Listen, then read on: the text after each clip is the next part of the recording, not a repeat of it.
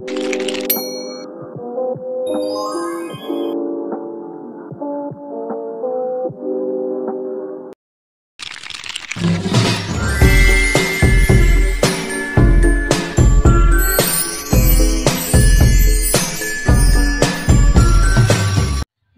everyone, I am a first reporter of Chapter 8. The title is all about corporate financial planning. So the financial planning process. People would often set financial goals such as buying a new car, a new house, for education, travel, and other plans we have. However, in order to achieve these goals, people need to identify and set out the priorities. Financial satisfaction is a result of careful and controlled financial planning. So when we say financial planning, is mao ni siya ang pagplano nato kung asa padulong ang atong kwarta. If ever nga naatay goal nga gusto natong ma-achieve. So diri sa financial planning is dapat kabaluta mo-identify sa atong priority ug sa atong mga necessities, as long as kabaluta mo-identify sa atong mga needs and wants. So syempre, ato man gyud i-priority ang atong mga necessities. For example, if ever na magsweldo ta or magsweldo ka, so first nimo bayaran jud ang imo jud i-priority ang imo like magbayad kag bill or like mag-grocery ka. So first nimo na buhaton. It is because needed na siya nimo. And then dili pud manimtan nimo ang pag-saving. So magahin po kag kwarta for sa imong savings. Then after diha sa imong saving, if ever nga naay mga kuan dapat magahin pud ka since naaman kay goal. Dapat imo pud na siyang gahinan. So next is financial planning is the process of controlling and managing the use of money to achieve personal economic satisfaction and independence.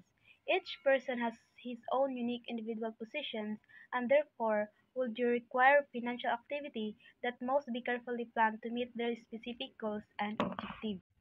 So here in the financial planning, yes, mao gyud ni siya ang process kung unsaon nato pag-manage o pag-control sa ato ang kwarta. Since diri sa financial planning is diri ata tudloan kung unsaon nato pag-budget o unsaon nato pag-sipak-sipak ang ato ang kwarta nga dili ta mo exceed sa ato ang boundaries. Kay since naaman tay goals is dapat specific yun nato siya. So dili gyud nato siya direct ta dayon nga makuha day nato or makuha day nato atong goals. The last is financial planning can enhance quality of life and reduce certain uncertainties about future needs. It also increases effectiveness in securing, using, and protecting financial resources of an individual or business. As such, the risk of indebtedness, lack of money, or financial insufficiency will be reduced. Yes, diri sa financial planning is ma-reduce gyud ang mga uncertain. Since diha ato baya giingon, financial planning is kabalo na ka mo control or mo budget sa imuhang kwarta. Syempre, since kabalo naman ka mo budget o mo manage sa imuhang kwarta, is ma-reduce gyud nato ang atong mga kagool kay syempre kahibalo naman ta or ka kung asa ta dapit mokuha sa atong kwarta. Dili kay karon moingon tag deserve na ko ni ani something ana. So mura bitag wala ray padulngan ang imong kwarta. Murag wala kay plano ba kung asa padulong ang imong kwarta.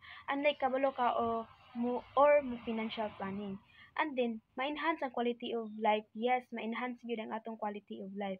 Kay dili naman ka maguol, dili naman ka may stress kung asa ka magkuha og kwarta. It is because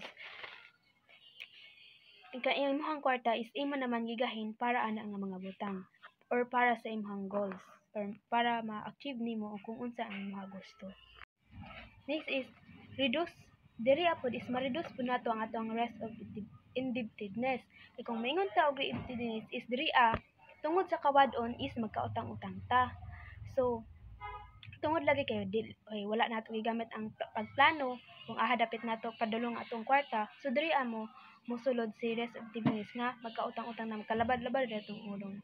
Since kung kabalo ka mo planning is nakasit naman imong plano is nakabalo naman ka unsaon pag financial planning nganong mangutang-utang naman ka kay imong kwarta is planado naman kung kabalo lang ka mo planning. Lack of money. Ngano mawad-an pa man ka og kwarta nga imong kwarta is planado naman. Mahitabo lang na kung wala nimo gisunod ang imong financial plan. Pero if ever na imong sundon ang imong financial planning, dili gid ka ma-stress, ma-enhance pa hinuon ang imong quality of life, ma-reduce ang imong stress, ma-reduce ang imong uncertainties, ma-prevent nimo ang lack of money. Mawala na since nakaplanado naman ang imong kwarta. So kung naakay goals para ma-achieve nimo ang goals, you need to set a planning gyud sa imong kwarta para dili abot sa panahon dili na ka magkalisod-lisod kung aha ka mokuha sa imong kwarta nga gusto nimo ipalit sa imong goals. That's all and thank you. Good day, sir. My topic is about the financial planning process, simple and logical steps. Continue ni siya sa report ni Kabaging Chilni. So, number 1, assess your present or current financial situation. Start listing down the source of all your income, any obligation or debits, and what are the expenses or business incurred. So, first is ilista sa daw tanan ang mga source of all income sa isa ka business or any obligation or ang debits, and ilista pud ang unsa ang mga expenses or business incurred.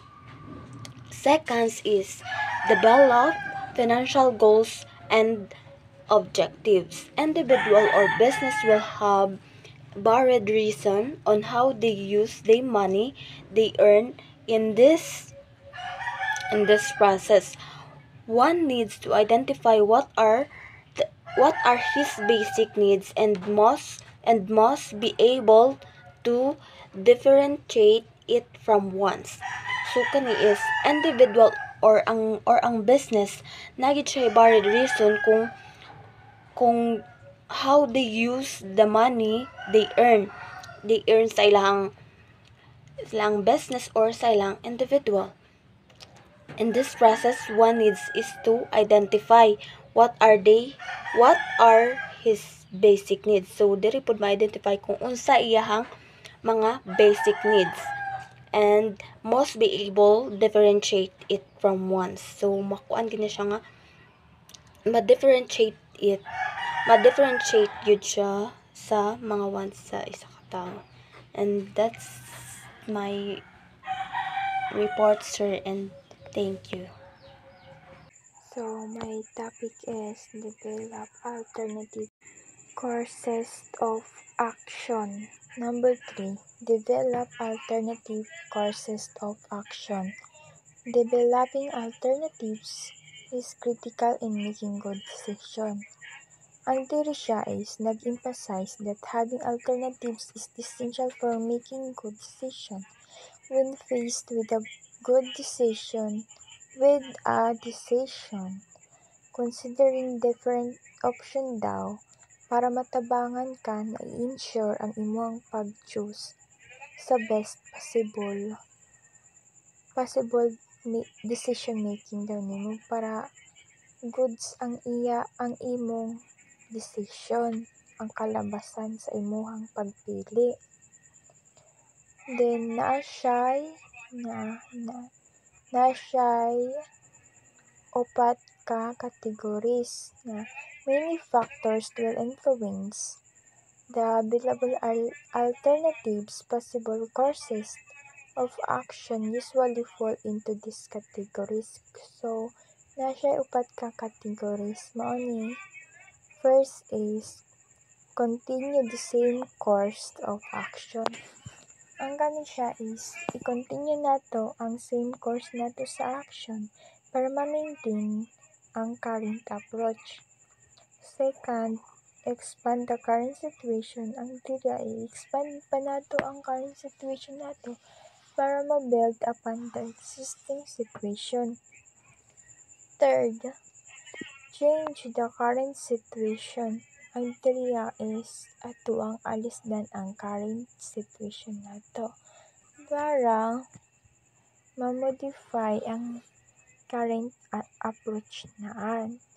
Then fourth, take a new course of action. Ang diri is para ma-adapt a completely different approach.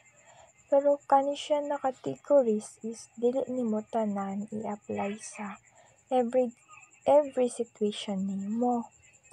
but they represent potential options.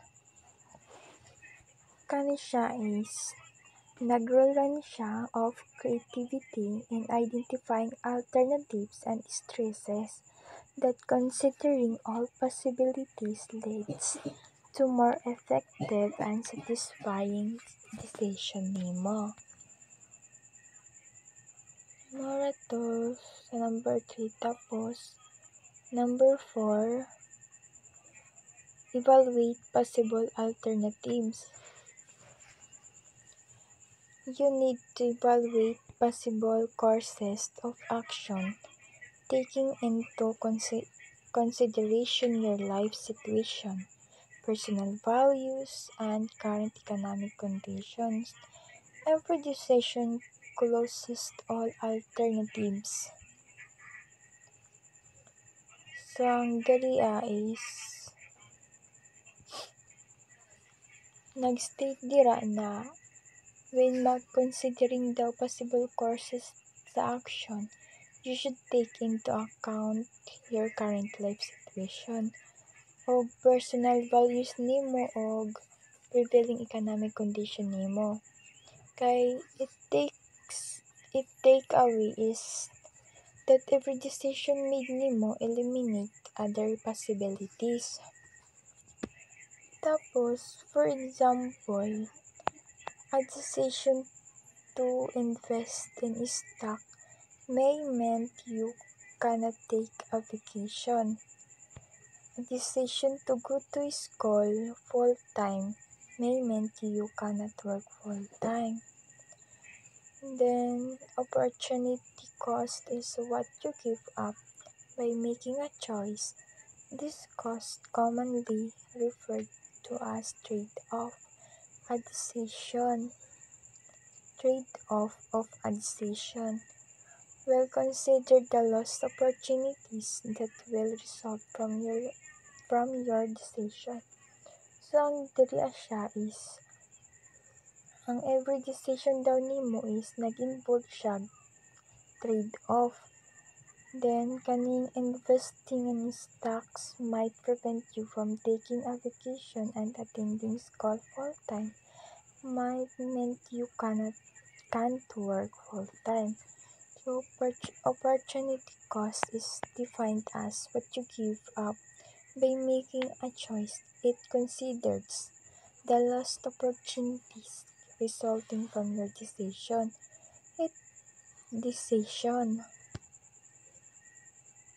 Then,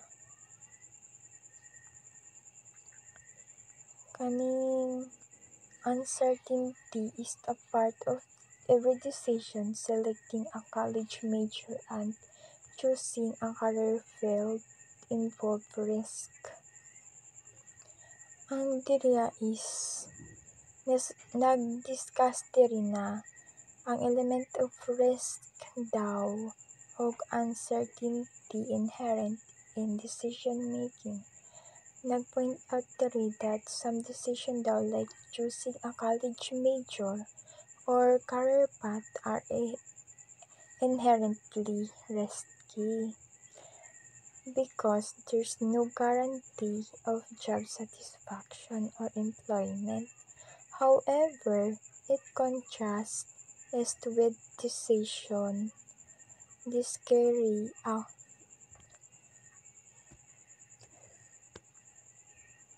However, it contrasts this with decisions that carry a very low degree of risk, such as putting money in a saving account or buying inexpensive items. The risk level differs significantly between this type of choices. Tapos, ang diri sa in many financial decision, identify and evaluating risk is difficult. The best way to consider risk is to gather information based on your experience and experiences of others and to use financial planning information sources. Kani siya is nag-identifying siya og evaluating sa rest in financial decision is often challenging. Nag-suggest diri that the best approach daw to gather information from your own experience o sa experience sa uban o to utilize reputable financial planning resources and information sources. Marato, sir. Thank you. So this is my report. My name is Leonel Santa. Creating and following a financial plan. One is define financial goals, set short-term, medium-term, and long-term goals such as debt repayment, home saving, or retirement. So parang pag nanatay, mata di ba kay kung kuan natin gusto pa ito palita bis kanang sana nato pamaliton. So kung business minded ka, ang imo kwarta imo gina siya i business, small businessman or what else nga mga business. Ano siya din to extract income and expenses, monitor finance for a month to assess your situation and saving opportunities. So dapat kailangan yun yung i-monitor yung kwarta kung ni kuan ba siya ni angat ba siya or ang ni dagpan ba tawagan na parang mitaas basta mga parang kuan or na bankrupt na ka. 3. Create a realistic budget. Use the 50-30-20 rule to all allocate 50% for needs, 30% for want, and 20% for saving and debt repayment. So, ang 50% is imuha or ako So, ang 30% para nasa ako mga trabahante. Then, ang 20% mo na ako kung nakay utang mo na sa imong ibayad. Pay off high interest debit priorities, eliminating high interest debit using strategies like the debit avalanche or snowball method. Muna siyang nakoy utang dito sa kaya nakoy utang nakatong ang iyang interest is 20%. So nakabalo man na nagpautang na 10% ra niyang kuan yang interest. So kung usa ko mo balis ang 20% na katong nangutang ko na ang which is ang iyang interest is 20%. Ako na siya i-baydan kay na ako sana siya baydan kay na may possible na mo dako ang imong utang. So malulong noon ka sa utang. So tayo na basta na din ang pag maimo na siya mabaydan di mo usa kang balis dito sa pautang nga ang iyang interest is 10%. Build in a emergency fund, save 3 to 6 months worth of living expenses and an easily accessible account for unexpected event. So kailangan importante gini siya ni number 5 kay in case of emergency man naman tayo mga unexpected na mga panghitabo. So nakay ika-save kay nag-build mo ka og emergency fund. The next is 6. Save for retirement. Start saving for retirement as early as possible to ensure a secure financial future. So kailangan nyo tapos kay in case na mag-retire na ka or wala na kay business o ay trabaho nakay ika bilin nga makasecure ka para sa imong financial future. Then next is re-evaluate and re-examine the plan. First is identify strengths and weakness.